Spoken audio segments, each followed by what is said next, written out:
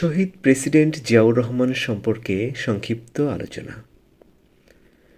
শহীদ president Ziaur Rahman 1963 সালের 19 জানুয়ারি বগুড়া জেলার বাগবাড়ি গ্রামে জন্মগ্রহণ করেন। তিনি 1953 সালে পাকিস্তান সামরিক বাহিনীতে যোগ দেন। 1965 সালে পাক ভারত যুদ্ধের সময় খেমকারান সেক্টরে সাহসিকতার সাথে যুদ্ধ পরিচালনা করেন। তিনি 1971 সালে মুক্তিযুদ্ধে সক্রিয় অংশগ্রহণ করেন এবং জেড ফোর্সের অধিনায়ক ছিলেন। তিনিই বাংলাদেশের জনগণের সরাসরি ভোটে নির্বাচিত প্রথম রাষ্ট্রপতি। তিনি বাংলাদেশে একদলীয় শাসন ব্যবস্থার পরিবর্তে বহুদলীয় গণতন্ত্র প্রবর্তন করেন এবং নিষিদ্ধ ঘোষিত সকল পত্রিকার স্বাধীনতা ফিরিয়ে দেন। 1981 সালের 30 মে রাষ্ট্রপতি থাকা অবস্থায় চট্টগ্রাম সার্কিট হাউসে এক ব্যর্থ সেনা অভ্যুত্থানে তিনি নিহত হন।